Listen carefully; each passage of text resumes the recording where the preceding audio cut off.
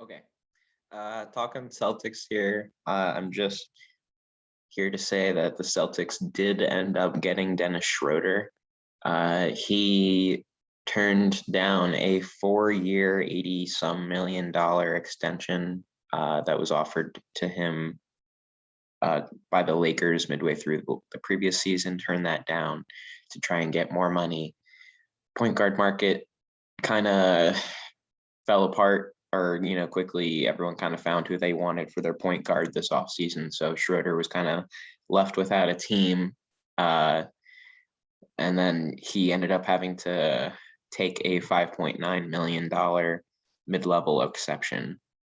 So like a $14 million pay decrease for this upcoming year. The stuff that I have seen, there's unsurety as to whether or not he is going to start or if he's going to come off the bench, because he had a lot of success 2 years ago coming off the bench as the sixth man of the year. So we'll see. And based on whether or not he is in the starting lineup or on the bench, here are some of the possible lineups. So this is you're playing. Here's one of the lineups. You could have Marcus Smart, Jaylen Brown, Josh Richardson, Jason Tatum, and Al Horford. You could potentially have, this is a situation where you have Tatum at small forward. You could have Marcus Smart, Jaylen Brown, Jason Tatum, Robert Williams, Al Horford. Or in a situation where you have Dennis Schroeder starting, you could have Schroeder, Smart, Brown, Tatum, Horford. Yeah, I've kind of flip-flopped on the Robert Williams, Al Horford thing. I think Robert Williams is actually only 6'8". I thought he was 6'9", so I think he's actually not as tall as Jason Tatum is, but he has a 7'5" wingspan, so that's kind of why he works as a center. But we'll get into this. So essentially I have a couple, like, here are my concerns right now, is you don't really have a true center for the Celtics, because Horford and Robert Williams, Horford 6'9", Robert Williams is apparently 6'8". So you're a little undersized there. Your true center is Cantor, but he's not a shot blocker or anything like that. He's just, I guess, rebounds and offense. So I think that could be problematic, because who would you want going up against, like, Rudy Gobert?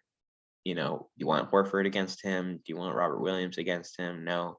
Who's our backup center that we're going to put in to face this, defensive player of the year, Rudy Gobert? You'd have to put Cantor in there. That's kind of gross.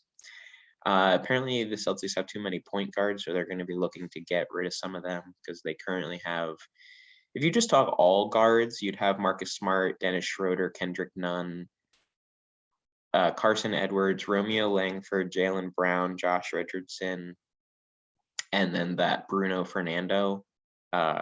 He's also a guard. So it looks like they're going to be trying to move on from some of their guards, probably to shore up their power forward, center, maybe even small forward situation, because, like I said, so you could technically play Jaylen Brown or Josh Richardson at small forward, or you could play Jason Tatum at small forward, and then you have Aaron Nesmith, who is a small forward, and while apparently he's been doing better in the summer league, I'm just, I don't have high hopes for that.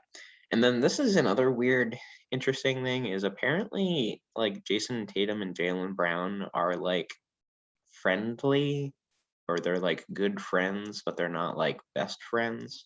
So I wonder if in the never-ending, in the conquest of trying to get Jason Tatum to stay in Boston forever, I wonder if people are concerned enough with him not being totally enthused about playing with Jaylen Brown, to the point where they would, like, trade Jaylen Brown for Bradley Beal.